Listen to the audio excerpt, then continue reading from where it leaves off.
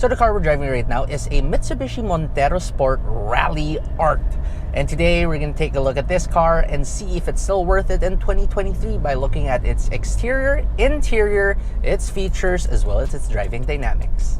Now let's give you a quick overview first. So this car right here is actually called the Mitsubishi Montero Sport Black Series RALLIART. Yes, it's a very long name, but what this pretty much is a Mitsubishi Montero GT 4x2, two-wheel drive version of it, and it's been kitted out. So being a Black Series, you have a blacked out grille, but being a RALLIART, you get additional bumper right here with all the RALLIARTness. So you got a lot of that black, a lot of that red. You also get this split headlamp assembly. So up top is where you get your DRLs as well as your LED headlights, but down below, this is where your turn signals are, as well as your LED fog lights. On the side of the Mitsubishi Montero Sport, obviously the biggest change you'll see here is the addition of these decals right here. It says RALLIART just to remind you of the WRC and the Dakar Rally and all that stuff. Since it's also a Black Series, you also get blacked out rims right here, 18 inches too. I really like the side profile of this car. It looks incredibly sharp. It looks incredibly sporty. It really puts the sport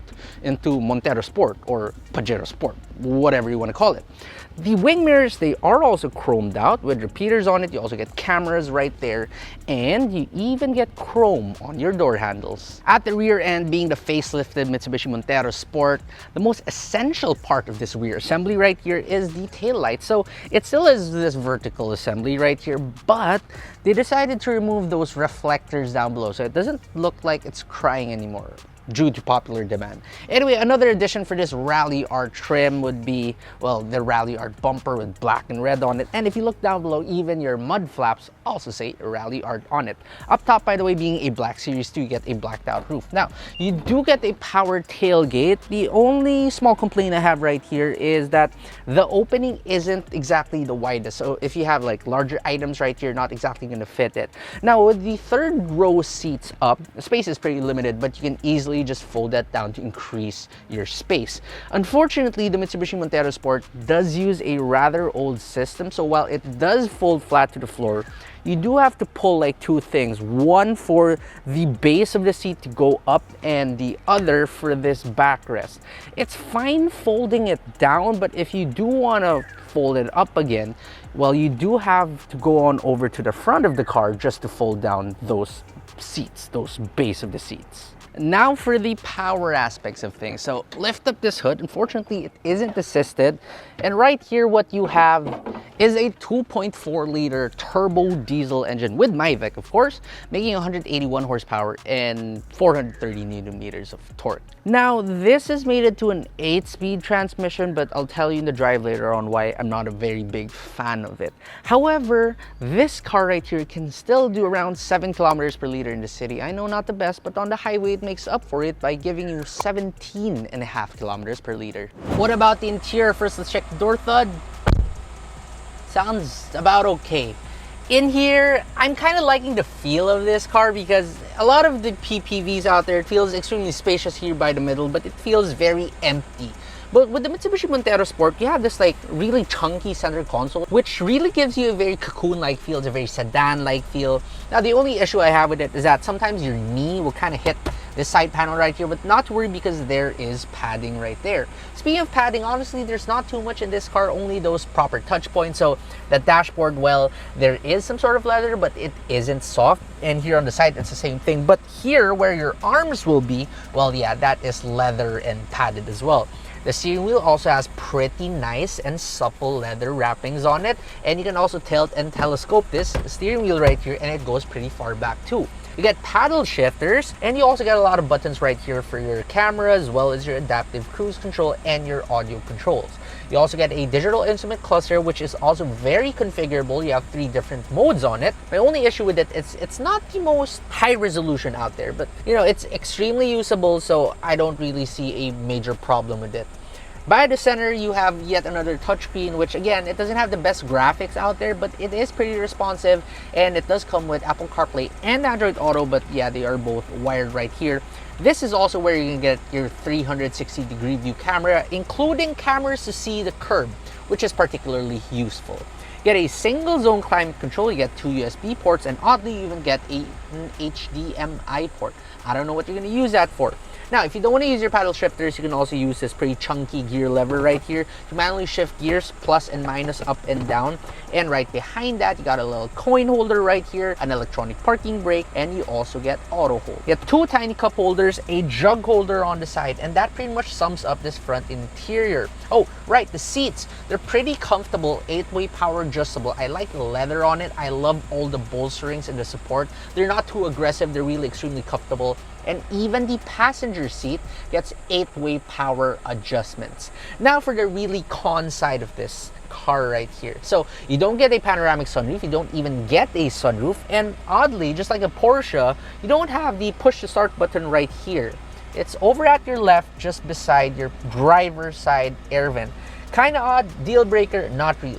In terms of other features, you get 6 airbags right here, and you also get adaptive cruise control and a forward collision mitigation system, as well as an ultrasonic misacceleration management. You don't, however, get blind spot monitoring nor rear cross traffic alert and all that stuff.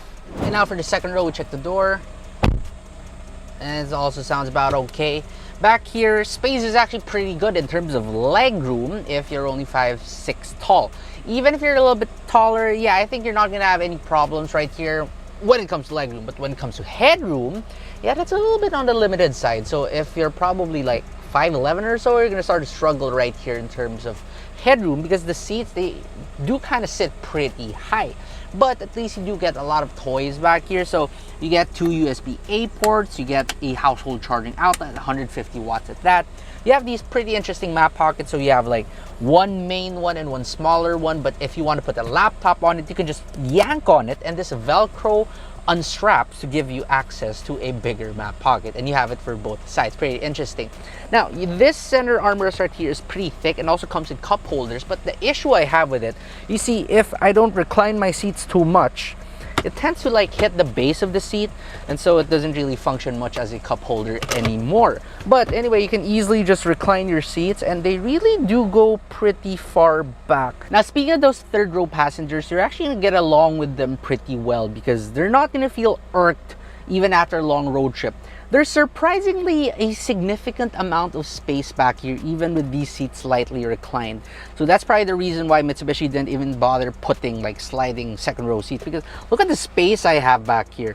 I have that much space. That is around 5 inches or so. Based on personal experience, this is about 5 inches. Now, you do sit kind of high right here because the floor is pretty high, and you do feel a little bit bent, but I mean, this place truly isn't bad. It's probably one of the best in its class. Headroom is also surprisingly decent because you have some of these cutouts right here, and while you don't get that much toys, you do have those aforementioned air vents up top. Then here on the right side, you do also get 2 cup holders, and there's even a 12-volt outlet right here. Plus, it's not too dark nor claustrophobic because you do have this pretty big quarter window right here. So back to driving, and first off, we start off with its power. And 181 horsepower and 430 newton meters of torque doesn't really sound like much, because if you compare it to some of its competitors, well, it truly isn't class leading. But the way it puts power to the ground is excellent. You know, this 2.4 liter engine feels like it's at least 2.8 liters or 3 liters. There's just so much power on tap. You do have an 8-speed transmission, which is pretty decisive, but there are times when it kind of doesn't know which gear to put you in. It's a much less sophisticated feeling system compared to its brother, the Strada, with 6 speeds on it. But still, nonetheless, it's a very smooth experience. You can also use your paddle shifters. It responds pretty quickly. I love the power in this one. It's never going to leave you hanging. There's even a somewhat of a kick down function right there by your accelerator, which really just gives you a lot of confidence when you overtake. Moving on to the handling of the Mitsubishi Montero Sport, and this is honestly one of the best in its class. Now, the interior you sit in is very sedan-like. You feel kind of cocooned right here, and you couple that with its pretty good suspension, which is slightly sedan-like. And by sedan-like, I mean it has the firmness of some sporty sedans, but also some of the wallowiness of very floaty full-size and mid-size sedan. Anyway, my point right here is that for a 7-seater diesel PPV, you're never gonna find yourself jarred inside the Mitsubishi Montero Sport. Yes, there's still a lot of roll when you do push this fast over corners, but it truly isn't a bad experience. It doesn't make you feel like you want to puke, doesn't make you feel like all that you ate will just come out of you. It's pretty good. It's pretty good. Also, in line with that suspension, the front part is pretty soft. It's actually very comfy. The rear part a little bit firm. Now, that is a good thing because the last thing you want when you're driving a tall car fast is to have the rear end be soft and go out on you. But for this one, they tuned it very perfectly. That also contributes to the great ride that this gives you, because most of the time, you'd probably just be the only one driving your Mitsubishi Montero. Chances are you won't really have any passengers on a day-to-day basis. And that's where the soft suspension comes in. For your daily rides, that soft suspension just soaks up a lot of the bumps without giving you that jarry rear end. But also, in the times that you do have to carry passengers or cargo, that firm suspension at the back will not give.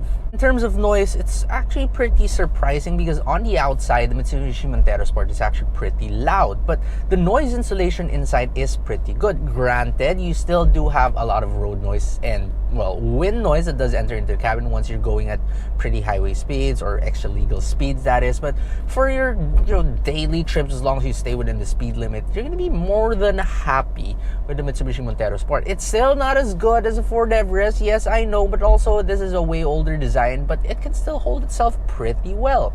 Vibrations wise, you will feel some of that 2.4 liter vibration when at idle, but it's very minimal. Harshness, we've already talked about the suspension earlier. There's two things that the Mitsubishi Montero can improve on though, and first, that is your steering, because this is probably one of the numbest steering that you can get in its class. It is surprisingly direct for such a big car such as this one, and it is also properly weighted, but at no point in time will you know where your front tires are pointing, which is kind of odd, especially since it doesn't use an electrically assisted power steering system. And second, visibility is something to improve on, because these A-pillars are pretty thick, your windshield is pretty raked, and that rear windshield right there, it's a little bit on the oval side instead of a more rectangular shape, so it really does limit your visibility considerably. Good thing is that when you are parking this car, you do have all those cameras right there, which are more than usable. Another thing I'm not a big fan of with the Mitsubishi Montero Sport is the adaptive cruise control that it gets. You see, it can follow the car ahead of you on the highway speeds, no problem. City speeds, also no problem. But when the car in front of you does come to a complete stop, it beeps at you and warns you to apply the brakes. And if you don't apply the brakes, it cancels adaptive cruise control and it just goes on by itself. It lurches forwards by itself. So if you're not ready and you really don't step on the brake despite its warning, it's going to move forward and possibly crash into the car in front of you. But I mean, that is on you because the car did tell you to apply the brakes. So now for pricing, the Mitsubishi Montero Sport Black Series RALLIART 4x2 comes in at 2,122,000 pesos. I know it's not the most cutting edge in its segment right here. It's also a little bit aging, a little bit outdated, but for the most part, it does what a 7-seater PPV can do. It's pretty spacious, it's surprisingly comfortable, and it's also extremely powerful. So even in 2023, I think this car right here is not a bad option at all. After all, they're not going to release a new version of this for another 2 years. So if you get this car now, I don't think you're shortchanging yourself.